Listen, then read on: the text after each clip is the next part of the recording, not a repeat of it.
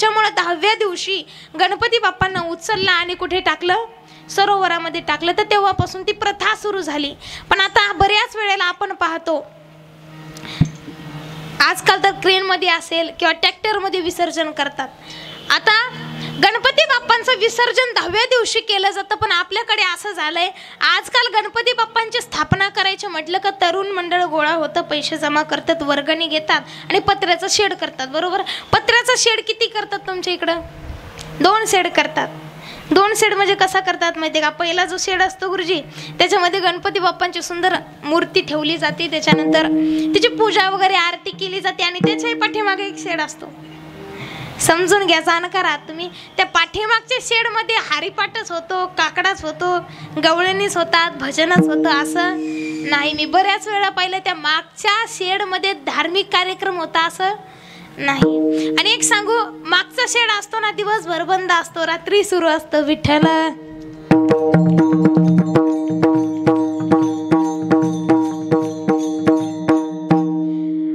गणपती बाप्पांची जी प्राण प्रतिष्ठा इथं केलेली आहे, त्याच्या कलशारोहण कार्यक्रमानिमित्त आपण इथे एकत्रित झालेलो आहोत. प्रथम संताचा अधिकार काय?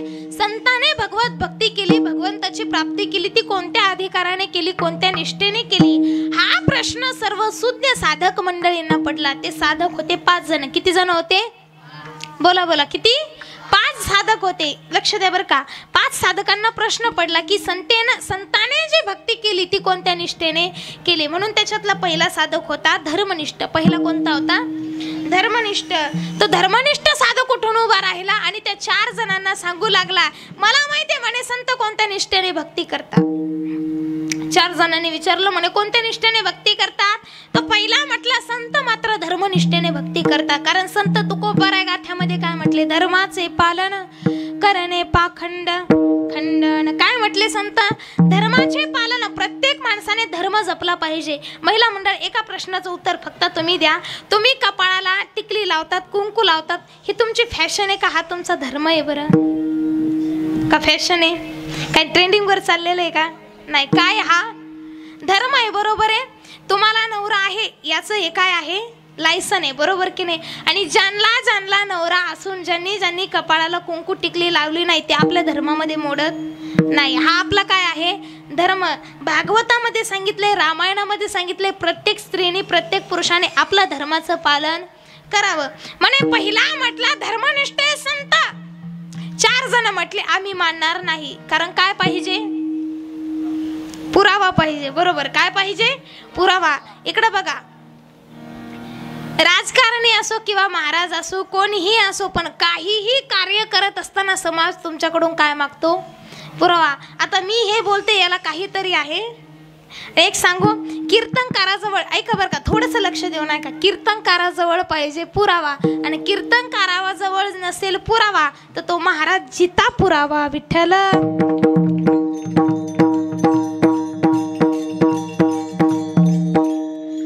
महाराजाजवळ पुरावा पाहिजे, नसेल तर महाराज जिता पुरावा.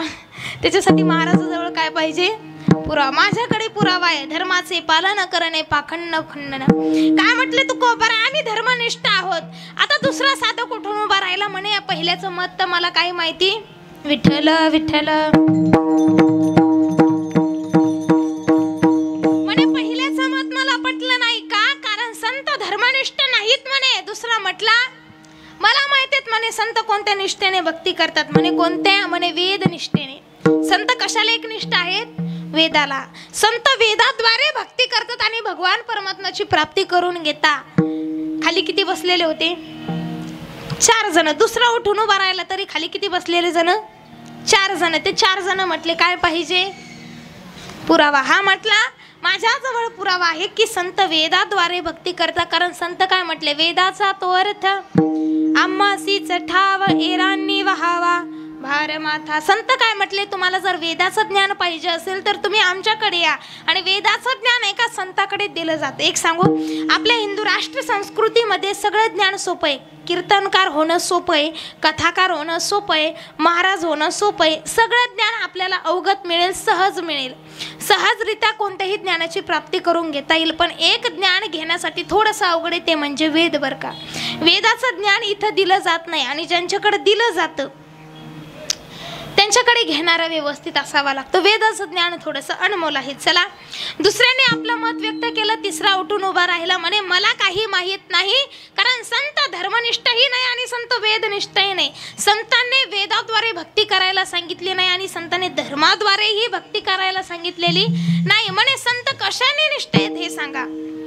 तिसरा जो होता तो ज्ञाननिष्ठ होता, ज्ञानाला जास्त प्राधान्य द्यायचा आणि तो ज्ञाननिष्ठ उठून उभा राहिला आणि तो म्हटलं संत कशाची निष्ठ आहेत मला विचारा. म्हणे सांगा. म्हणे संत हे ज्ञानाशी एकजूट आहेत, ज्ञानाद्वारे भगवंताची प्राप्ती करून घेतात.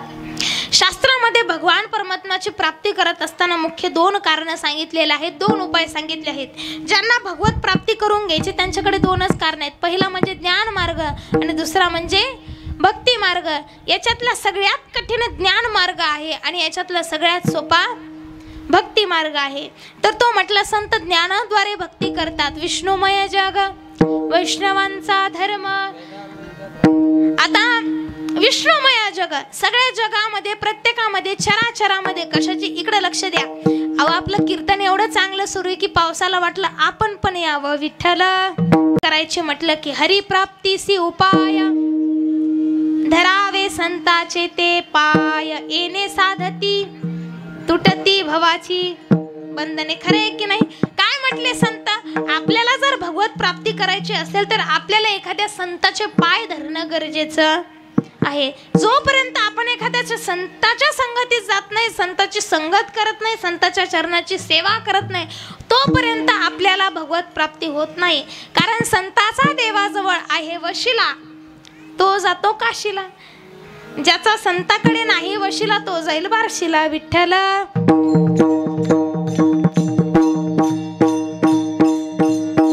कारण संताचं आणि देवाचं नातं जवळ जवळचं आहे. कारण भगवंताला आपल्या प्राणापेक्षा प्रिय कोण आहेत?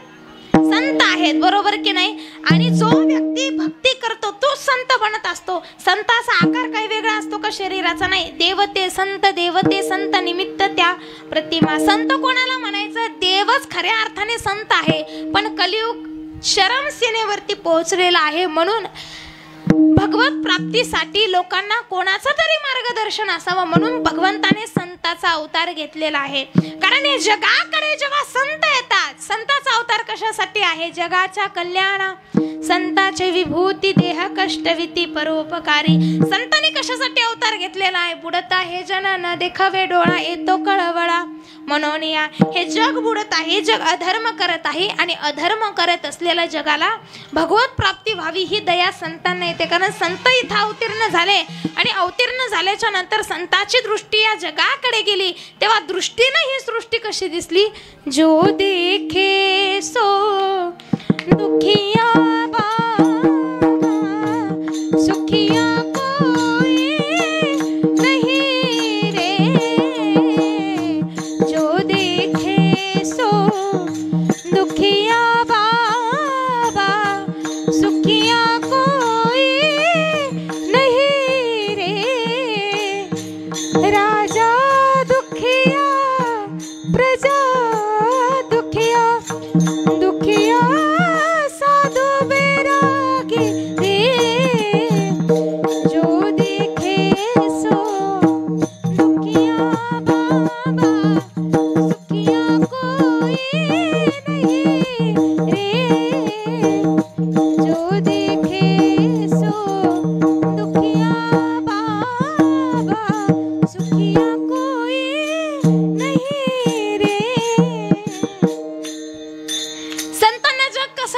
जो देखे सो दुखिया बाबा सुखिया कोई नहीं रे.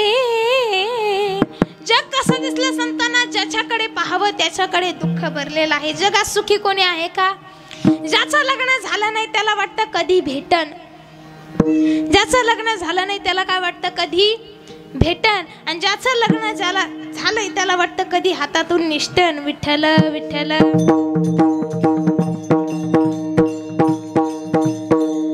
ग्रहस्थाकडे पाहिलं तर तोही दुःखी, संताकडे पाहिलं तर संतही दुःखी. बरोबर. वैराग्याजवळ पाहिलं तर वैराग्य सुद्धा कसे आहेत? दुःखी आहेत. संतांनी वैराग्य निष्ठेने भक्ती केली म्हणून तर तुकोबाराय म्हटले, बरे झाले देवा निघाले दिवाळे बरे या दुष्काळे पिनागी. काय म्हटले संत? आहो तुकोबाराय तुमची पत्नी अन्न करत मिली तरी सुद्धा तुकोबाराय म्हणते बरे झाले देवा. अहो लेकरं अन्न करतात त्यांना तरी जगवा. तुकोबाराय म्हटले बरे झाले देवा. दिवाळं निघलं. दिवाळी कळतं का? दिवाळी वेगळी दिवाळं वेगळं बरं का. कोणाचं निघालं नाही नाही तर विठ्ठल विठ्ठल.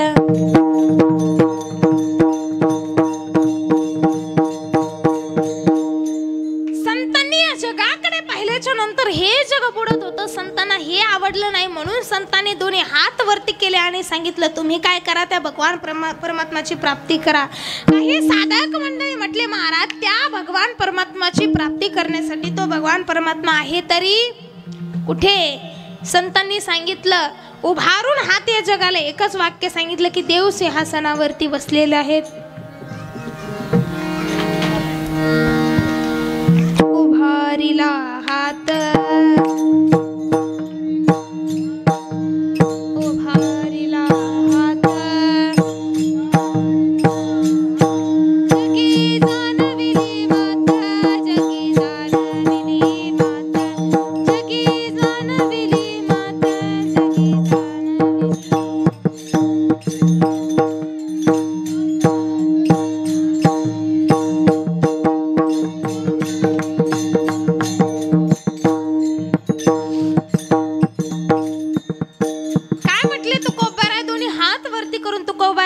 जगाला मी एक मात सांगतो. मात म्हणजे गोष्ट. मात म्हणजे गोष्ट. कोणती गोष्ट सांगायची होती?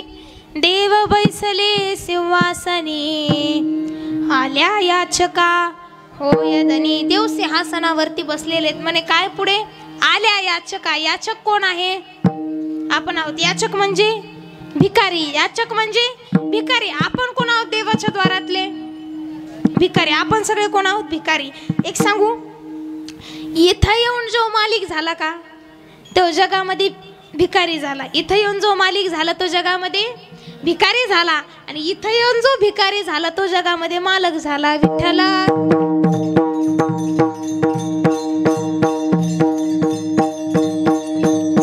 फक्त कलियुग असं आहे, माणूस प्राप्ती करण्यासाठी प्राप्त साधन होण्यासाठी कबूल करीत नाही की आम्ही देवाच्या द्वारातले भिकारी आहोत. पण तू कोपरे मना मोकळेपणाने काय म्हटले? आल्या याचका होय धनी. भगवान परमात्म्याच्या द्वारातले जर तुम्ही भिकारी झाला तर तुम्ही मालक व्हाल का? कोण झालंय म्हणे एकाच्या कैवाडे उगवे बहुतांचे कोडे. एकामुळे भगवान परमात्माला विटेवरती उभं राहावं लागलं. ते पण किती वर्षापासून? वर्ष नाही, किती झाले? युग. किती झाले? 28 युग झाले. आरतीमध्ये म्हणतो ना युगे 28 विटेवरी उभा वामंगीर खुमाई दिसे दिव्य शोभा. 28 युगापासून भगवान परमात्मा विटेवरती उभा आहे. आता मला सांगा, तुम्ही जर म्हटले दीदी तुम्ही कीर्तनाला आल्यात आता वर्षभर अशाच उभा राहा, आम्ही राहील का? नाही ना. 2 तास माझ्या हातात आलं की मी विठ्ठल विठ्ठल.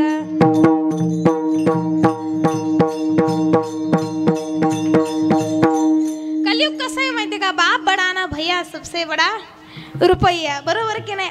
काय आवाजाकडे लक्ष द्या. मला सांगा, संतांनी भक्ती केली. संत काय म्हटले? एकाच्या कैवाडे. एकामुळे भगवान परमात्मा कुठं उभा राहिला? विटेवरती. ही ताकद कोणाची होती? भक्ताची होती, संताची होती. म्हणून सांगितलं हरिप्राप्तीचे उपाय. जर तुम्हाला खरंच हरीची प्राप्ती करायची असेल तर मन मोकळेपणाने तुकोबाराय सांगतात तुम्हाला भगवान परमात्माची प्राप्ती करण्यासाठी कुठे जावं लागेल? संताकडे जावं लागेल. कारण देव जर कोणाच्या हातामध्ये येत असेल, देव जर कोणाला आकळत असेल तर संतांना आकळतो. मला सांगा महिला मंडळ, तुमचा एखादा मुलगा आहे, तुम्ही जर त्या मुलाला म्हटलात की घराच्या बाहेर निघायचं नाही, मी तुला जाऊ देणार नाही, आणि जर तू गेला तर तुझी काही खैर. स्ट्रिक मध्ये जर तुम्ही सांगितलं तो मुलगा जाईल का? नाही.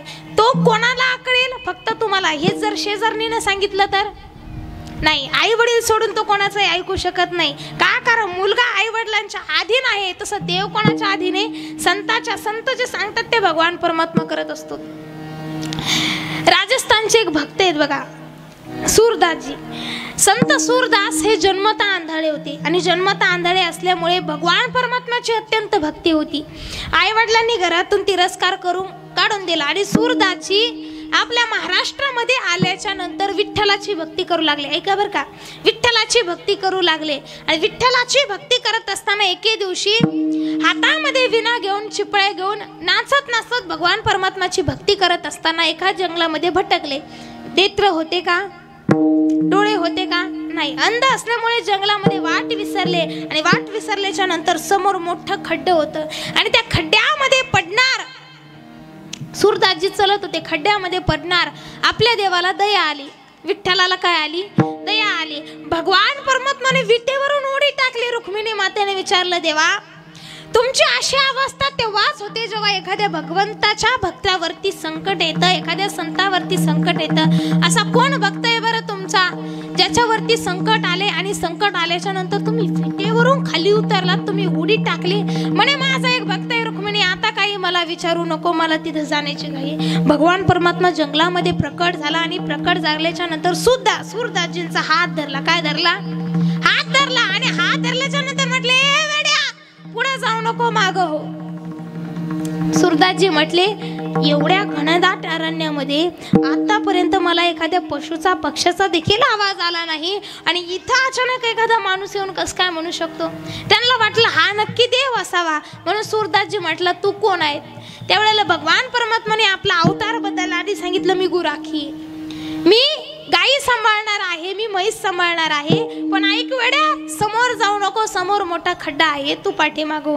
म्हणे जंगलामध्ये हा गायी सांभाळणार आलाच कसा. म्हणून सूरदासजी म्हटले, आता मी तुझा हात सोडत नाही, कारण ज्याचा हात धरण्यासाठी मी साधन करत होतो तो माझ्या हातात आला. विठ्ठल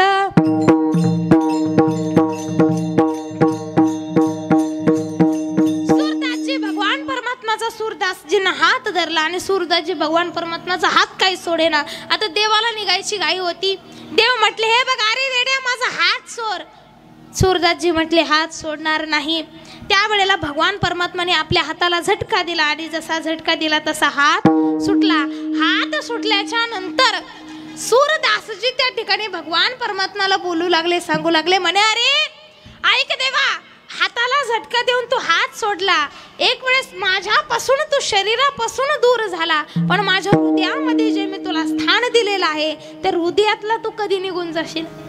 बरोबर की नाही. कारण कसं आहे माहिती का, भक्तीमध्ये भगवान परमात्माला सूरदासजी म्हणतात, जो माझ्या हृदयामध्ये तू अंतःकरणामध्ये स्थित झालेला आहे. कारण भगवान परमात्माला आतमध्ये बसण्यासाठी योग्य जागा जर कुठली असेल तर ते म्हणजे हृदय आहे. विठ्ठल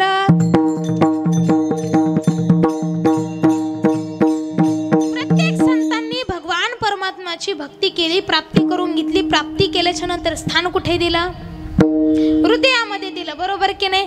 ज्या वेळेला राम राज्य आलं, प्रभू रामचंद्र भगवान यांचा राजगादीवरती बसल्याच्या नंतर अभिषेक झाला. हनुमंतरायाला मागितलं, सांगितलं. त्यावेळेला हनुमंतरायांनी काही मागितलं नाही. त्यावेळेला राम प्रभूंना प्रकट कुठून केला, हृदयामधून. स्थान कुठे दिलं होतं, हृदयामध्ये स्थान दिलं. सूरदासजी स्थान कुठे दिलं, संपुष्ट हे हृदय पेटी करोनी पोटी, साठव उजळली भाग्य आता अवघी चिंता वारली. काय म्हटले संत, भगवान परमात्माला जर स्थान द्यायचं असेल, त्याच्यासाठी योग्य स्थान जर कुठलं असेल तर ते म्हणजे हृदय. विठ्ठल